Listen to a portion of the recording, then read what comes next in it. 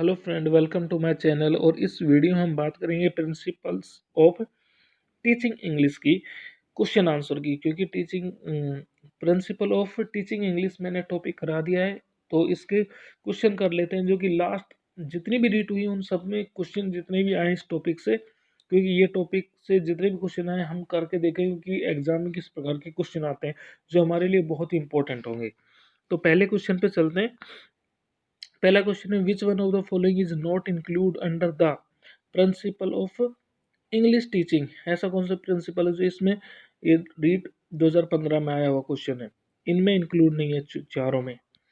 Principle of natural process होता है हमारे, प्रिंसिपल ऑफ पर्पज भी होता है, principle of uprooting from culture ये डिफरेंट है। देखो कैसे डिफरेंट है, ये इंक्लूड नहीं है कि भाषा जो है ना हमें क्या सिखाती है।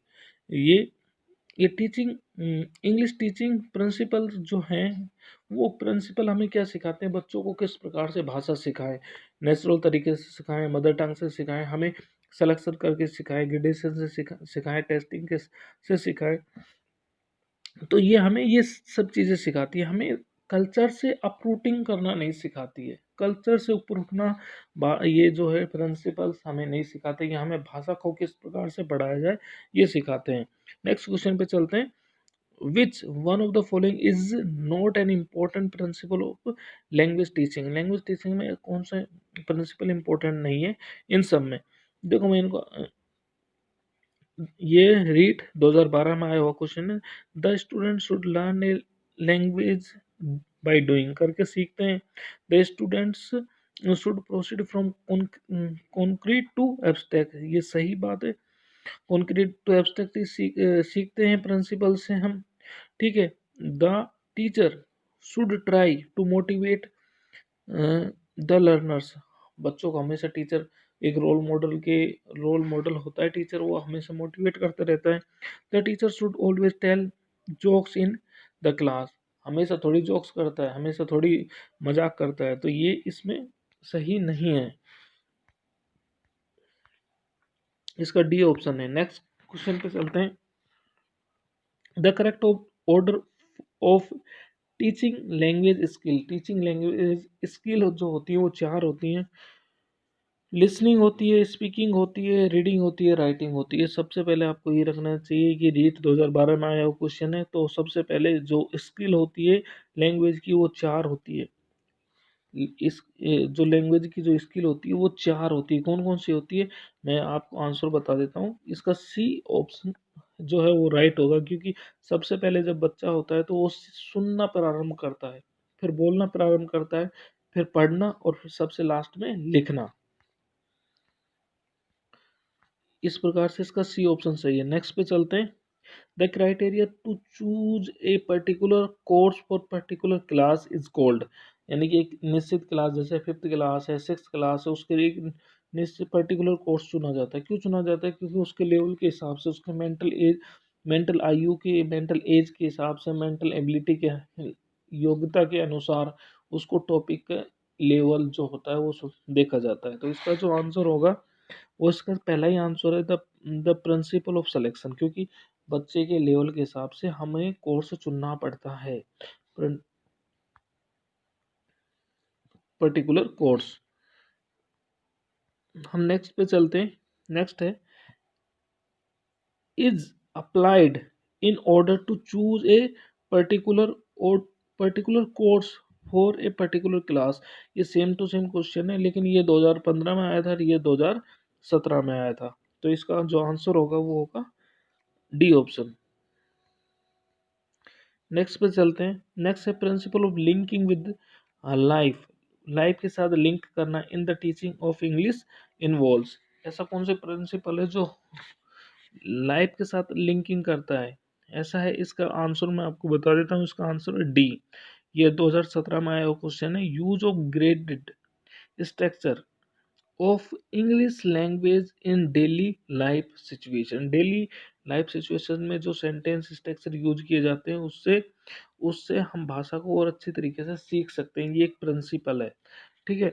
इससे नेक्स्ट जो है वो है, ये 2017 में आया हुआ क्वेश्चन है। द मटेरियल, यानी कि material should be according to the child's mental age, mental ability, grade और level.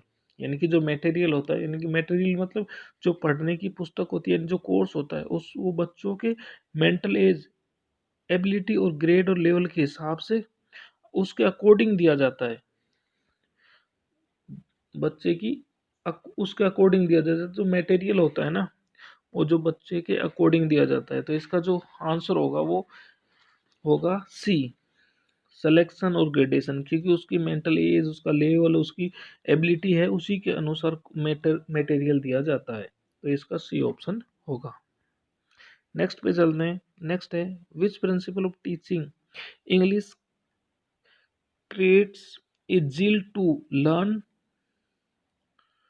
Something new in language. Language के अंदर कुछ नया सीखना,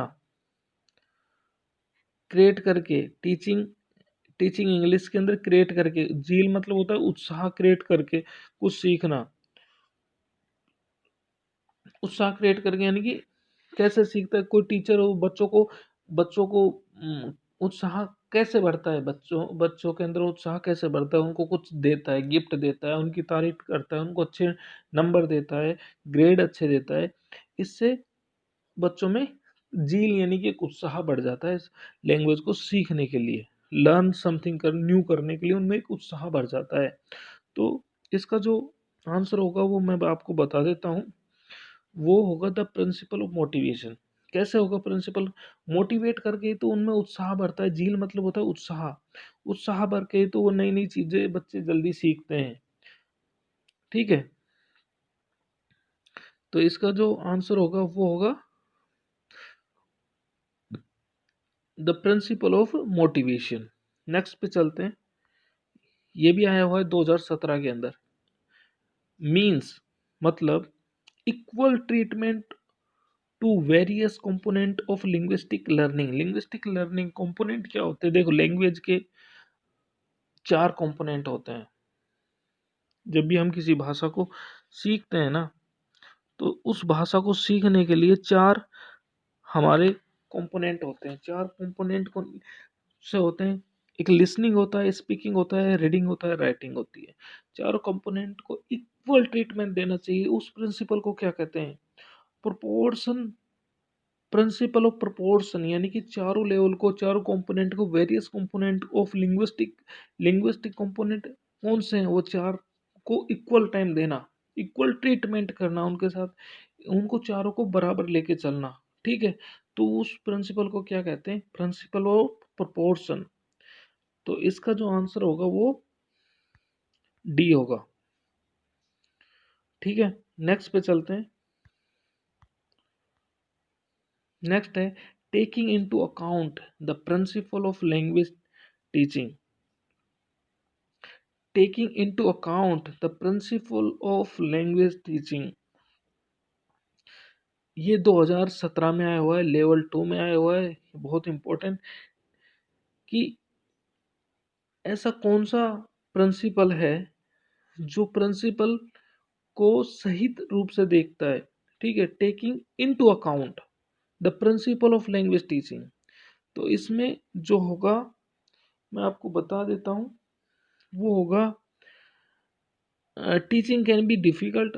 जो प्रिंसिपल होते हैं वो डिफ़िकल्ट बनाते हैं, इन अकाउंट नहीं, टेकिंग इनटू अकाउंट नहीं, डिफ़िकल्ट नहीं बनाते, वो तो ईजी बनाते हैं।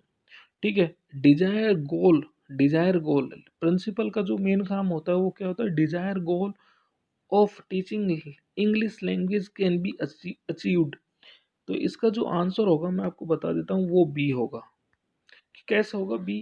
कि जितने भी प्रिंसिपल हैं टीचिंग के, उनका काम क्या है कि जो डिजायर गोल है कि हमें भाषा आ जानी चाहिए, उसको अचीव करना, उसको सिखाना, कि बच्चों को जो हमारी गोल है उसको कंप्लीट करना। प्रिंसिपल हमें इसीलिए तो काम में आते हैं। प्रिंसिपल का यूज इसीलिए लिया जाता है कि हम भाषा को आसानी तरीके से सिखा सकें, समझा सकें। तो ये अब तक रेट में आए हुए कुछ क्वेश्चन है जो कि आपको पता चला कि किस प्रकार से रेट में क्वेश्चन आते हैं। वीडियो देखने के लिए थैंक यू वेरी मच।